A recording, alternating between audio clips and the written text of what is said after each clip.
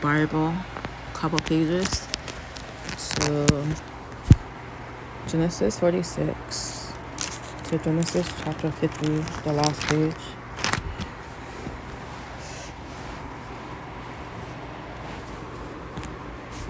Sacrifices to God of his father Isaac during the night.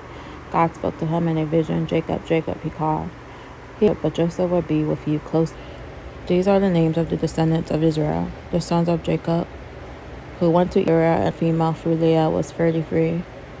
The sons of Gad were Zebulun, Hagar, Shimri, I don't know how to say these weird names.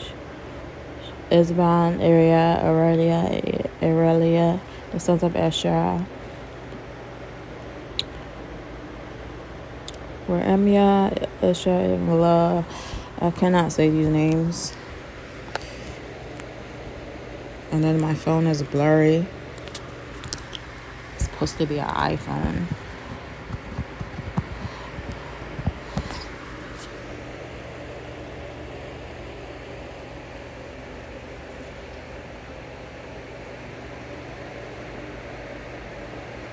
Do you see that?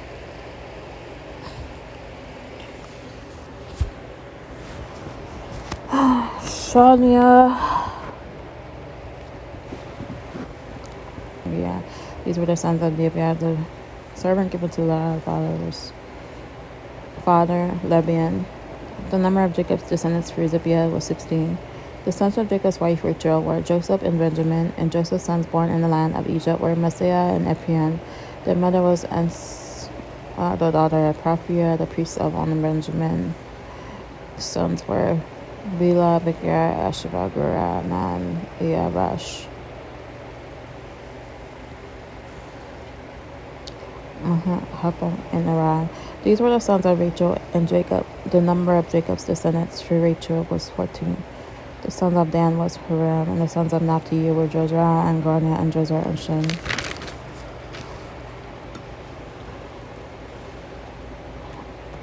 These were the sons of Bala, the servant given to Rachel by her father Laban. The number of Jacob's descendants through Bala was 7. The total number of Jacob's direct descendants who went with him to Egypt, not counting his son's wives, was 66 in addition. Joseph had 2 sons who were born in Egypt, so altogether there were 70 members of Jacob's family in the land of Egypt.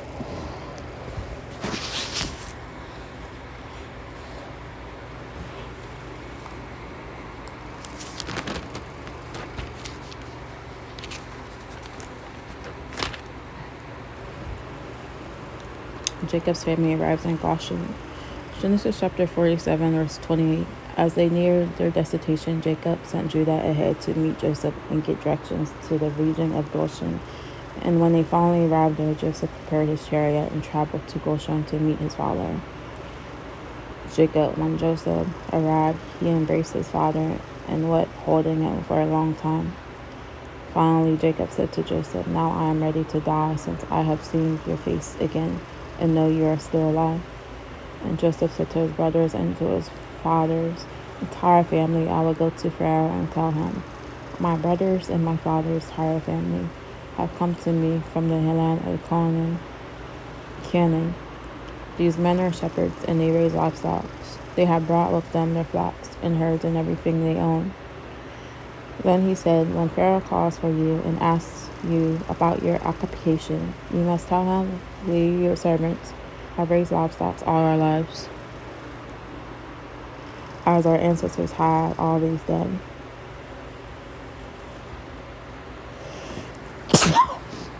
When you tell him this, he will let you live there.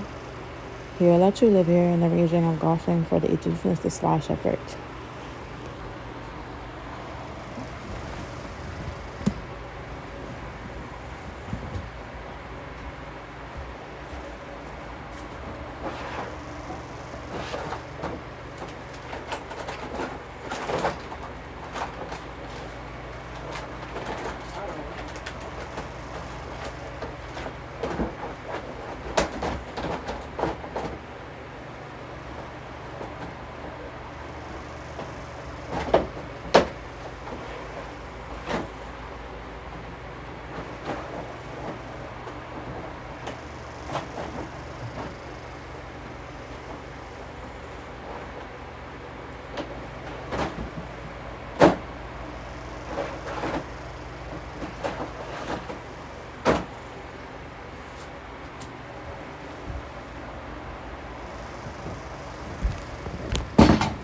Okay.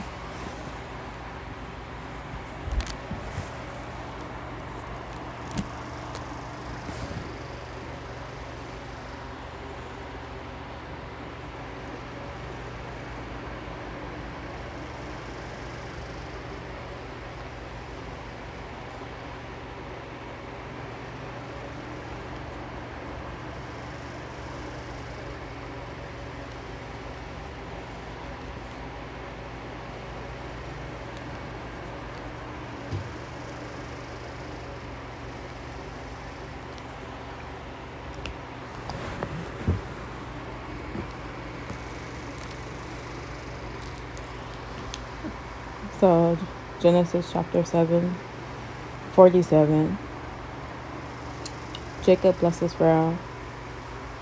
Then Joseph went to see Pharaoh and told him, "My father and my brothers have arrived from the land of Canaan. They have come with all their flocks and herds and the possessions, and they are now in the region of Goshen." Joseph took 5 of his brothers with him and presented them to Pharaoh. And Pharaoh asked the brothers, "What is your occupation?" They replied, "We see your servants are shepherds, just like our ancestors. We have come to live here in Egypt for a while, for there is no pasture for our flocks in Canaan. The famine is very severe there, so please we request permission to live in the region of Goshen." Then Pharaoh said to Joseph, "Now that your father and brothers have joined you here, choose any place in the entire land of Egypt for now to live, and give them the best land of Egypt, and let them live in the region of Goshen. And if any of them have special skills, put them in charge of my livestock too." Then Joseph brought in his father Jacob and presented him to Pharaoh, and Jacob blessed Pharaoh. "How old are you?" Pharaoh asked him. Jacob replied, "I have traveled this earth for 130 hard years, but my life has been short compared to the lives of my ancestors." Then Jacob blessed Pharaoh again before leaving his court. So Joseph assigned the best land of Egypt, the region of Ramesses, to his father and his brothers, and he settled them there just as Pharaoh had commanded. And Joseph provided food for his father and his brothers in an amount appropriate to the number of their dependents, including the smallest children.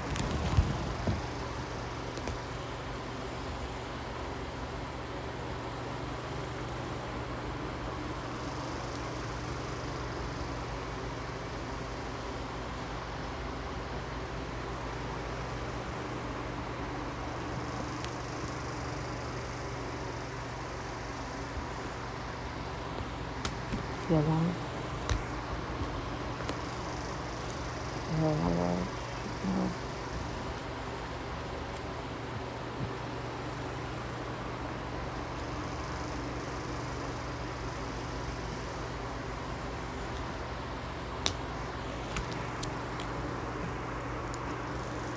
Genesis chapter 47, verse 13. So meanwhile, the famine became so severe that all the food was used up, and people were starving throughout the lands of Egypt and Canaan. By selling grain to people, Joseph eventually collected all the money in Egypt and Canaan, and he put the money in Pharaoh's treasury. When the people of Egypt and Canaan ran out of money, all the Egyptians came to Joseph. "Our money is gone," they cried, "but please give us food, or we will die before your very eyes." Joseph replied, "Since your money is gone, bring me your livestock. I will give you food in exchange for your livestock." So they brought their livestock to Joseph in exchange for the food, in exchange for their horses, flocks of sheep and goats, and herds of cattle and donkeys. Joseph provided them with food for another year. But that year ended, and the next year they came again and said, "We cannot hide the truth from you, my lord. Our money is gone, and all your livestock and cattle are yours. We have nothing left to give but our bodies and our land. Why should we die before your eyes? Buy us and our land in exchange for food. We offer our land and ourselves as slaves for Pharaoh. Just give us grain so we may live and not die, and so that the land does not become empty and desolate."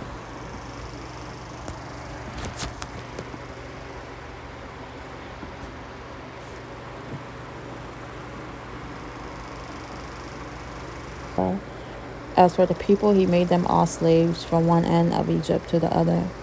The only land they did not buy was the land belonging to the priests.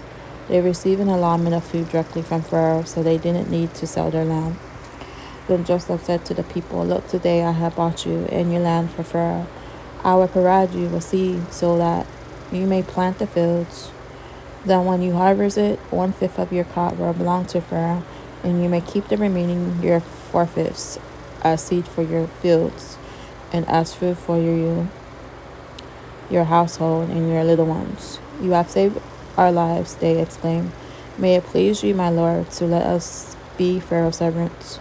Joseph then issued a decree still in effect in the land of Egypt that Pharaoh should receive 1/5 of the crops grown on his land.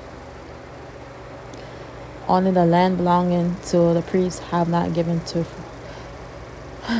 only the land belonging to the priests have not been given to Pharaoh.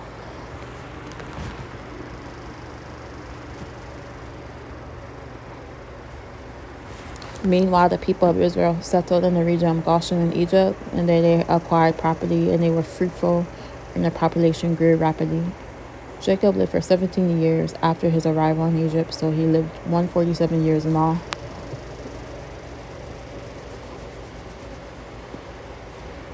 As the time of his death drew near, Jacob called for his son Joseph and said to him, Please do me this favor, put your hand under my thigh, and swear that you will treat me with unfailing love by honoring this past request.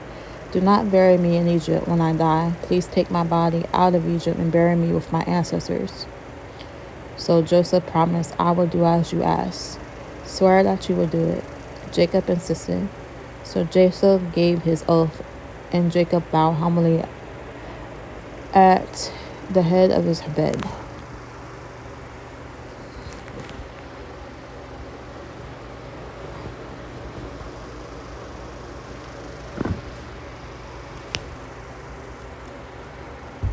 So I was highlighting that Bible.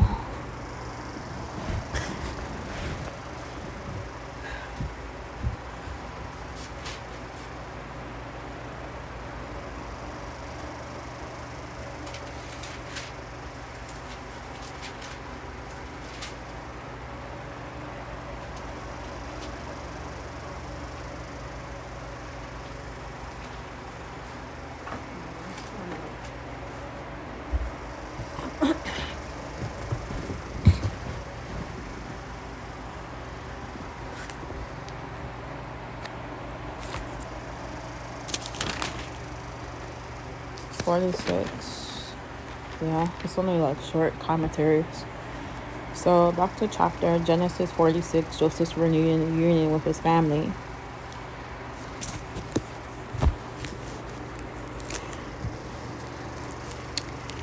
On the way to Egypt, Israel stopped the carbon of the historic Beersheba to worship the God of his father Isaac.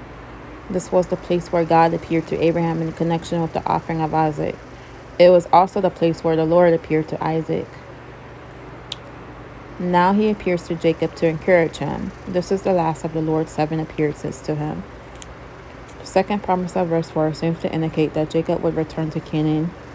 Actually, of course, he died in Egypt, but the promise was fulfilled in 2 ways. His body was taken back to Canaan for burial. In a sense, he also returned when his descendants went back. In the days of Joshua, the expression Joseph will put his hand on your eyes predicted a peaceful death at Kensington. And so Jacob reached Egypt with all his descendants, his livestock, and his personal goods. Genesis chapter 46, verse 8-27, and verses 8, verse 27, we have the family registry of Jacob and his sons, and there were 66 family members. In verse 26 of Genesis, who came with Jacob to Egypt. There are admitted difficulties in reconstructing this figure with the 70 of verse 27 of Exodus 1, verse 5, and the 75 of Acts chapter 7, verse 14. The most obvious explanation is that the numbers expand from direct descendants to wider circles of relatives.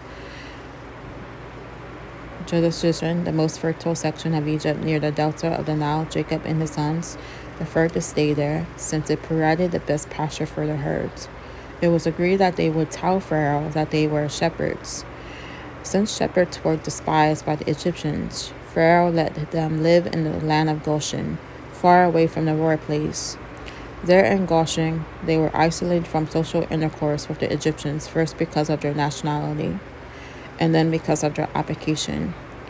God left them in this uncomforted until they were a strong nation, able to possess the land that he promised to their forefathers. Jacob 47, Joseph's family in Egypt, and one of 5 of Joseph's brothers.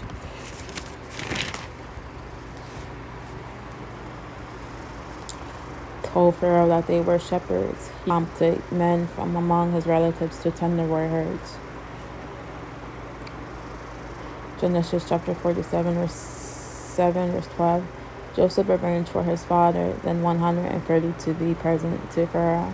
The fact that Jacob blessed Pharaoh means that this agent of spirituality was greater than the potential of Egypt, because the lesser is blessed by the greater.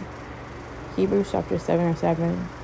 Jacob said that his days, and then later he bought all the land except that belongings to Egypt, to the Egyptian priests, and gave the people seed with which to plant crops, and charged them 1/5 of the crop for land rental, a very fair arrangement.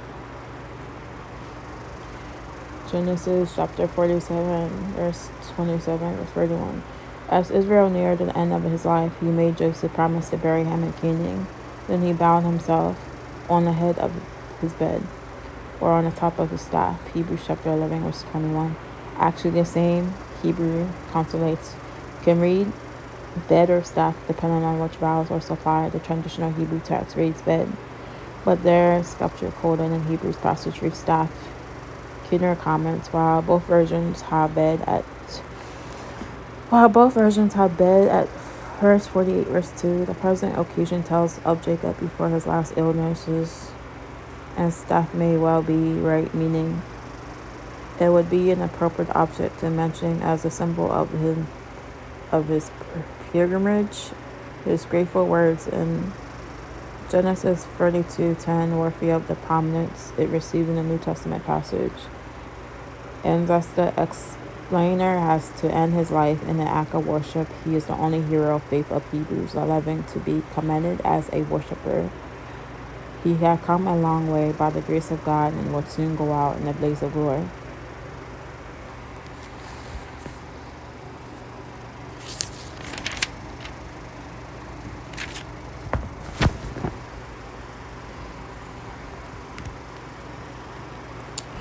Genesis chapter 47, verse 1, verse 6. The faithfulness of Joseph affected his entire family. When he was in prison, Joseph must have wondered about his future. Instead of despairing, he faithfully obeyed God and did what was right. Does that describe you? We may not always see the effects of our faith, but we can be sure that God will honor faithfulness.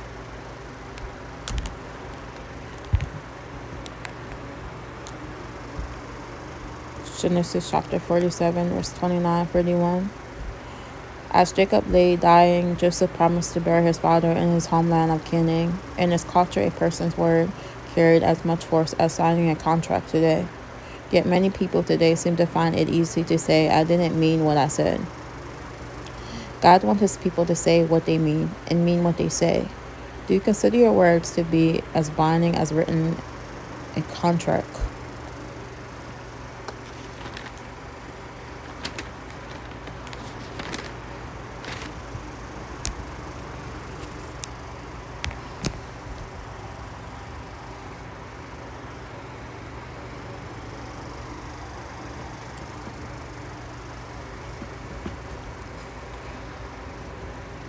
So, Genesis chapter 48.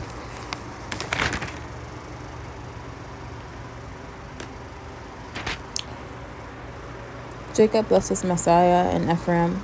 One day, not long after his word came to Joseph, your father is failing rapidly. So Joseph went to visit his father, and he took with him his 2 sons, Messiah and Ephraim. When Joseph arrived, Jacob was told, your son Joseph has come to see you. So Jacob gathered his strength and sat up in his bed. Jacob said to Joseph, God Almighty appeared to me at last in the land of Canaan and blessed me. He said to me, I will make you fruitful, and I will multiply your descendants. I will make you a multitude of nations, and I will give you this land of Canaan to your descendants after you as an everlasting possession.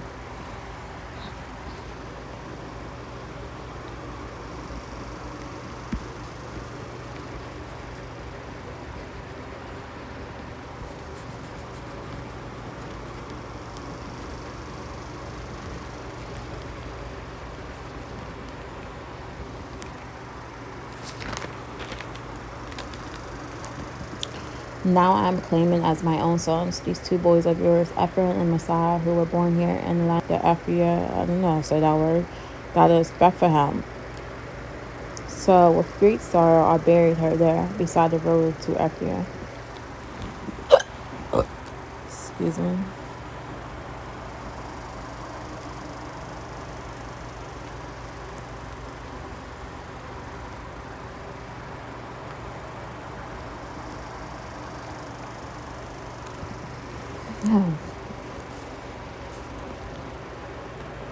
Okay, right. Then Jacob looked over at the two boys. Are these your sons? He asked. Yes, Joseph told him. These are the sons God has given me here in Egypt. And Jacob said, bring them closer to me so I can bless them. Jacob was half blind because of his age and could hardly see. So Joseph brought the boys close to him, and Jacob kissed and embraced them. Then Jacob said to Joseph, I never thought I would see your face again, but now God had let me see his face to the ground. Then he pushing the boys in front of Jacob with his right hand. He directed Ephraim toward Jacob left hand, and with his left hand he put Messiah, Jacob's right hand. But Jacob crossed his arms as he reached out to lay his hands on the boy's head. He put his right hand on the head of Ephraim, though he was a younger boy, and his left hand on the head of Messiah, though he was the firstborn. Then he blessed Joseph and said, may the God before when my grandfather Abraham and my father Isaac walked, the God who has been my shepherd all my life to this very day, the angel who has redeemed me from all harm, may he bless these boys, and may they preserve my name and the names of Abraham and Isaac, and may their descendants multiply greatly throughout the earth. But Joseph was upset when he saw that his father placed his right hand on Ephraim's head. So Joseph lifted to move it from Ephraim's head to Messiah's head. No, my father, he said, this one is the firstborn. Put your right hand on his head. But his father refused. I know, my son, I know. He replied, Messiah will also become a great people, but his younger brother will become even greater. When they give a blessing, they will say, may God make you a prosperous as Ephraim and Messiah. In this way, Jacob put Ephraim ahead of Messiah. Then Jacob said to Joseph, look, I am about to die, but God will be with you and will take you back to Canaan, the land of your ancestors, and beyond what I have given your brothers. I'm giving you extra portion of the land that I took from the Amorites with my sword and bow. Grandsons giving them birthright to Ephraim, who was the younger. Joseph tried to correct this in favor of Israel, who holds the future. Israel had faith that his descendants would one day return to the promised land. Jacob gave Joseph a mountain slope, which he captured from the Amorites. Perhaps this refers to the area containing the well that came to be known as Jacob's well. John chapter 4, verse 5. Come and listen, you sons of Jacob. Listen to Israel, your father. Reuben, you are my firstborn, my strength, the child of my vigorous youth. You are the first in rank and first in power, but you are as unruly as a flood, and you will be first no longer. For you went to bed with my wife, and you defiled my marriage couch.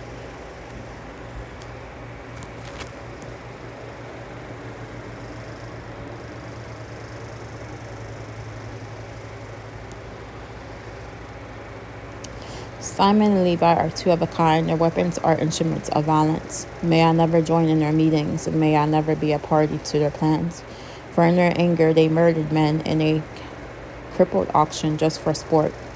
A curse of their anger, for it is fierce, a curse on their wrath, for it is cruel. I will scatter them among the descendants of Jacob. I will disperse them throughout Israel. Judah, your brothers will praise you. You will grasp your enemies by the neck. All your relatives will bow before you. Judah, my son, is young a lion. And he washes his clothes in wine and in his robe. In the blood of grapes, his eyes are darker than wine, and his teeth are whiter than milk.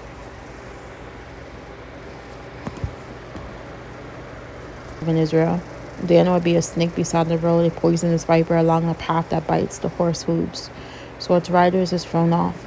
I trust in you for salvation, O Lord.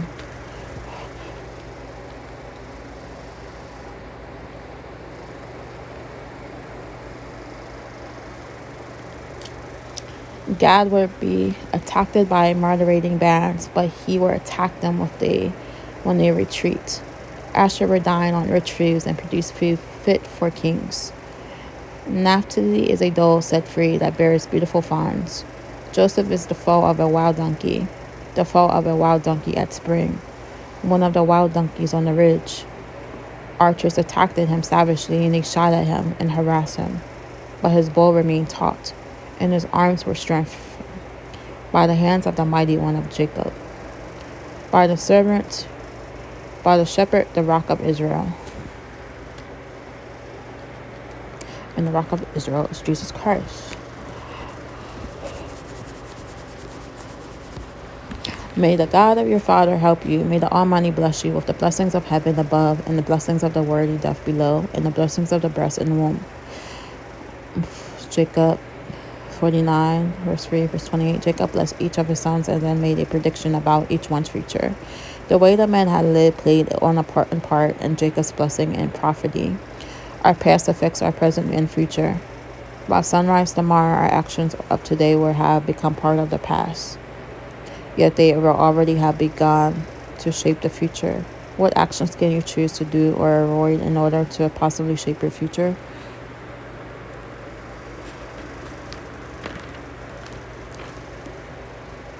May my fatherly blessings on you surpass the blessings of my ancestors, reaching to the heights of the eternal hills. And may these blessings rest on the head of Joseph, who is a prince among his brothers. Benjamin is a ravished wolf, devouring his enemies in the morning and dividing his plunder in the evening. These are the 12 tribes of Israel, and this is what their father said as he told his sons goodbye. He blessed each one with an appropriate message. Genesis chapter 49 or 29. And then Jacob instructed them, "Soon I will die and join my ancestors. Bury me with my father and grandfather in the cave in the field of Ephraim the Hittite." This is the cave in the field of the Mashra near Mamre and Canaan that Abraham bought from Ephraim the Hittite as a permanent burial site. There Abraham and his wife Sarah are buried. There Isaac and his wife Rebekah are buried, and there I buried Leah. It is the plot of land.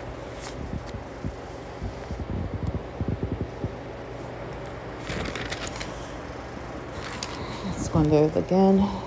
Genesis 49, verse 8-12. Judah, meaning praise, would be praised and respected by his brothers because of his victories over his enemies. He is likened to a lion that goes forth to capture prey and returns well-deserved rest that no one dares to deserve, just as Joseph inherited the birthright with regard to territory, so Judah inherited with regard to the government and rulership would continue in this tribe till Shiloh the Messiah came, and in him it would remain forever. His people would give him willing obedience in the day of his power.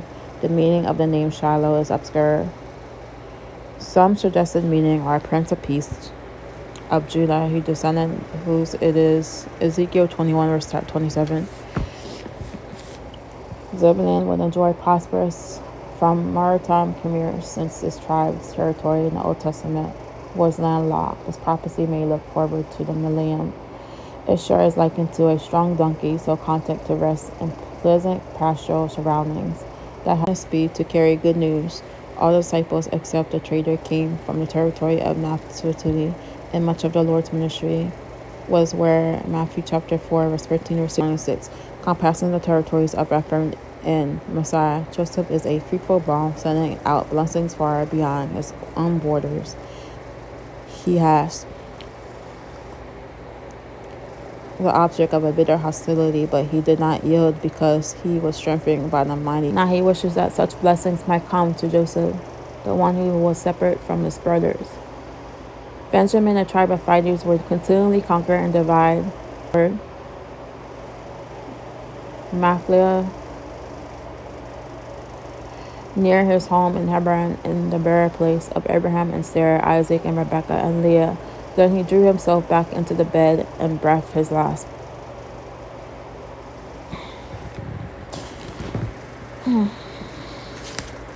Now the last page of Genesis.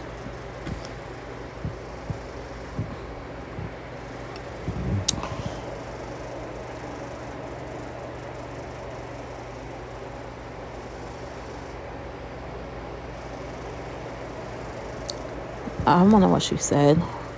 I should start the live over, guys. I don't want to start it over. Joseph threw his. Hold on for a second. Oh.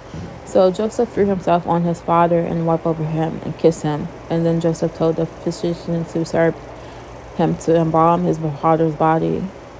So Jacob was embalmed, and the embalming process took the usual 40 days. And the Egyptians mourned his death for 70 days.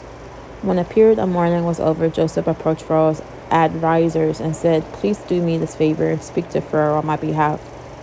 Tell him that my father made me swear an oath. He said to me, 'Listen, I am about to die. Take my body back for a great and solemn memorial service with a 7-day period of mourning for Joseph's father.'" The local residents, the Canaanites, watched them mourning at the threshing floor of Atad. And then they remained that place which is near the Jordan about Mizraim, for they said, "This is the place of deep mourning for these Egyptians." So Jacob's son did as he had commanded them.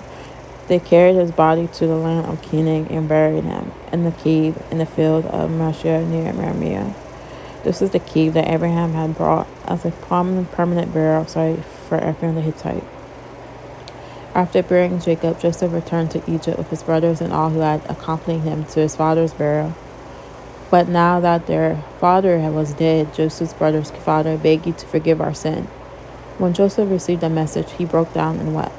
Then his brothers came and threw themselves down before Joseph. "Look, we are your slaves," they said. But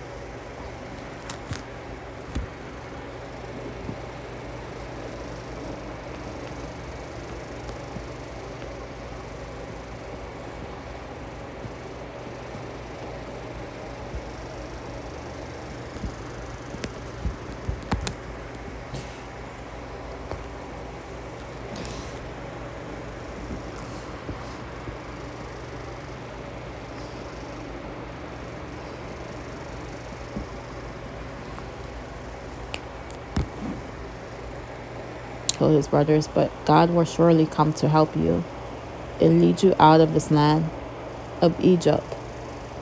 He will bring you back to the land he solemnly promised to give to Abraham, to Isaac, and Jacob."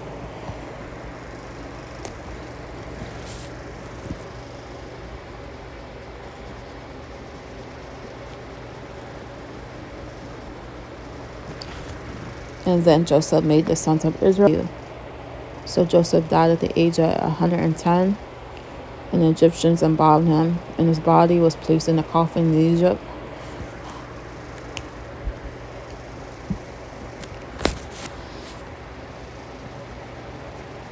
Joseph wept and mourned for months.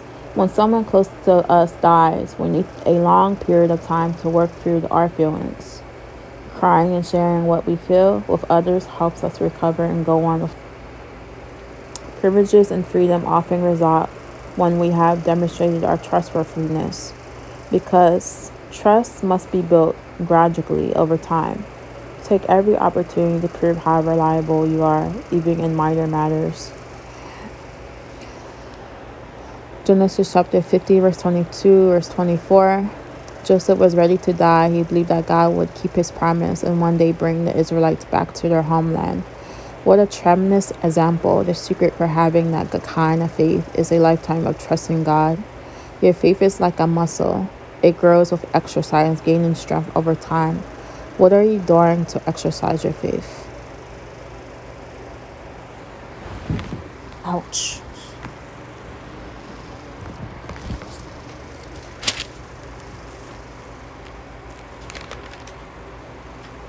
So the last commentary, Genesis chapter 50, verse 114. Even the Egyptians mourned for 70 days. When Jacob died, his body was embalmed by the palace physicians. And then Hebron, Joseph and his interred returned to Egypt. Genesis 50, 15, 21. Now that Jacob was dead, Joseph's brothers feared that he might seek revenge on them. They sent word to him, claiming that their father Jacob was apparently the first of the 12 sons of Jacob to die. This was 54 years after his father's death. His faith that God would take the people of Israel back to Canaan is in logic in Hebrews chapter 11, verse 22. He gave instructions that his 48 chapters are largely concerned with the lives of men and women.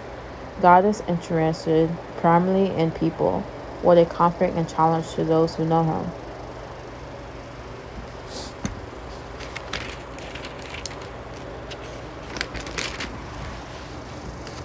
Now the next book is Exodus.